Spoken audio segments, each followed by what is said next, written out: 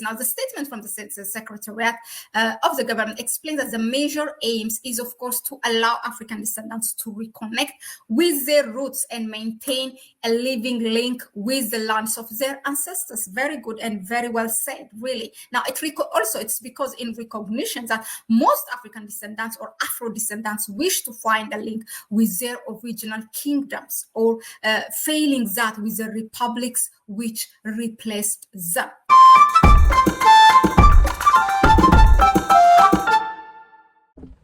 Hey y'all, so check this out. This is interesting and it's very awesome. You know, we always get these stories that are tough. You know, black folks going through the struggle. That's pretty much the only time you hear about us, right? Well, forget about that. Benin, like the country of Benin in West Africa, it's right next to Nigeria, also right next to Ivory Coast in Ghana. They made a whole movie about it, you know, the Dahomey and all that stuff. They're not the whole Benin, but that's the region. So Benin has actually done some real important stuff just now. Black folks in the diaspora, if you're looking for a home, if you're looking for a place where you can call home in Africa, because you are reconnecting with that transatlantic lineage, right? They have a fast track. Delegations from Nigeria, Ghana, Togo, and the Antilles arrived to pay their final respects to Beyecha, an ecological activist born in the Caribbean island of Guadeloupe, who later became Beninese. For years, she fought tirelessly for the rights of Afro-descendants to be granted citizenship in Benin. It's a 27-year struggle that is about to come to an end, even though Beyecha will not see it. The return campaigner passed away just 10 days before Cotonou announced plans to officially recognize Afro-descendants as Africans. Her husband and fellow activist, Beyecha, says such institutional acceptance would be hugely significant to the African diaspora. Today, it's truly our nationality that confirms we're returning as African. Agzaïma Martial is originally from Martinique. After 5 years of residency in Benin, she was recently granted citizenship here by decree. We have regained our rights. We believe that Benin has made a historic step forward, and it will facilitate the settling and integration of Afro-descendants. I think that today's relationship between Africa and the Caribbean and the diaspora is a step forward, and this step forward cannot be stopped. Kamali Insai is originally from Guadeloupe, but now lives in Cotonou. He says that becoming Beninese would make him more confident about investing more money into his business here. This will give us more confidence. We'll feel more inclined to do business, not recklessly, but in a safer way. More than 200 million people of African descent live outside of the continent. Many are descendants of the millions of Africans kidnapped and sent to the Americas and a life of enslavement between the 16th and 19th century. Benin's well aware that today its innovation and prosperity could be boosted by returning Afro-descendants. It's talking about how it's tough for black folks who are in the Western Hemisphere to reconnect to Africa because they are not given preferential status. They're literally just going through the same pipeline. There's no difference between us. It was just everybody has this pathway for citizenship. That is no longer true. Many countries have made changes, and I wanted to spotlight Benin because they have a situation coming through the highest level of parliament right now that the president is backing, and it looks like everybody's going to sign it.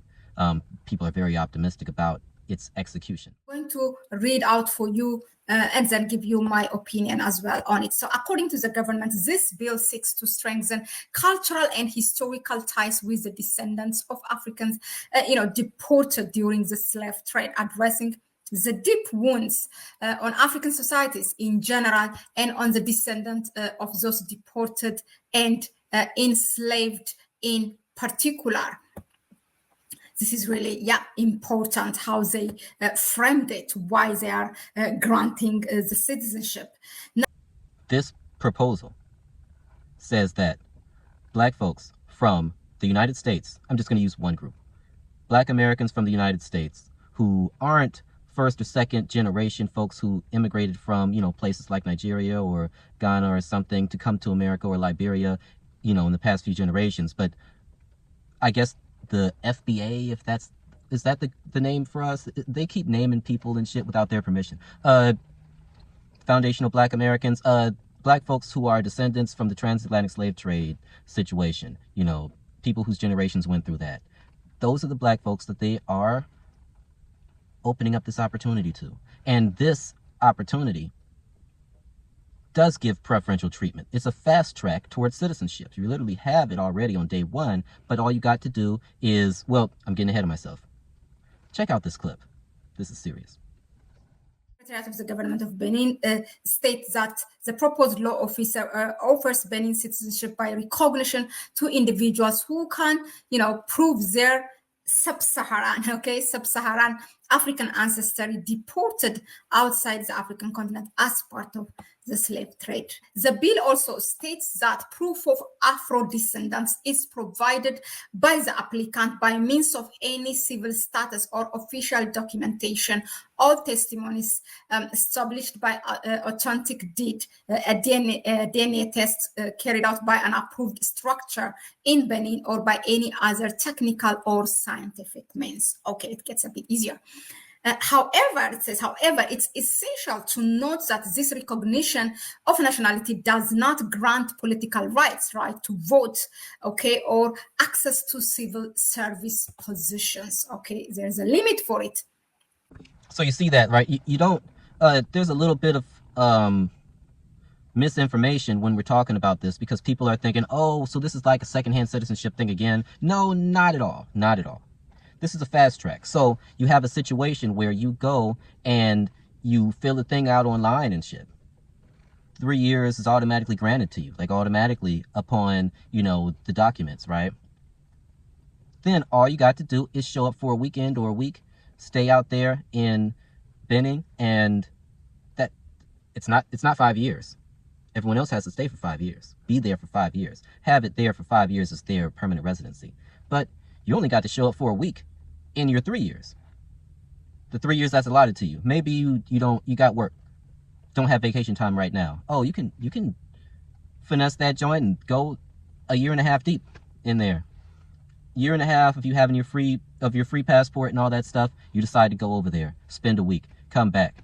Boom, now you're automatically put in the pipeline, and then they will go ahead and, like that, you're an African citizen. Or a citizen of an African republic. It's pretty cool. Now, a successful applicant who presented all the above required documents will receive a 3-year passport.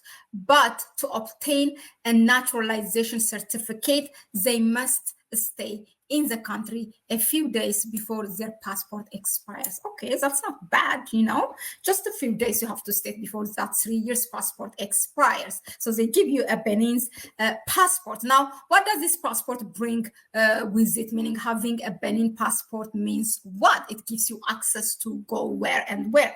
Now, okay, before that, let me just state this. Now, the statement from the Secretariat of the government explains that the major aims is, of course, to allow African descendants to reconnect with their roots and maintain a living link with the lands of their ancestors. Very good and very well said, really. Now, it's because in recognition that most African descendants or Afro descendants wish to find a link with their original kingdoms, or failing that, with the republics which replaced them. Now, the government hopes this law will encourage African descendants to invest in the country and participate in the socio-economic development. Well done. Now, the parliament is reviewing the bill and preparing to vote on it. So when adopted, and if adopted, this legislation would place Benin amongst other few African countries who are providing citizenship based on descent. So totally, we have Liberia, Sierra Leone, Sudan, South Sudan,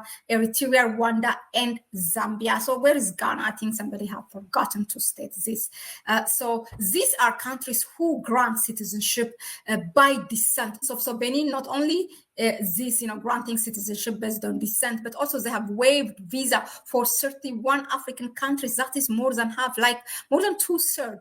Once again, reinforces also the Pan-African policy advocated by the government of Benin, especially since 2016, which is abolition of visa for all African nationals. Now, there are those who say, oh, this is political, not a genuine benefit. But even if they're thinking of, the motivation comes not only to connect, for them to be able to connect with their roots, but also, to get an economic gain, let it be. Instead of a foreigner and coming investing, better you give for someone who is an African descent, who understands the culture, who loves the continent, who can do good to the people, who is not brainwashed in that neocolonialism and neocolonialism mentality. So it's better, I think, even if it's an economic motivation, let it be. So honestly, I mean, shout out to Benin.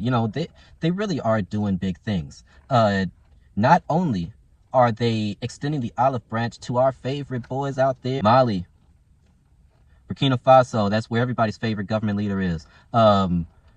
Niger, we got them extending the olive branch, saying that, yeah, so what?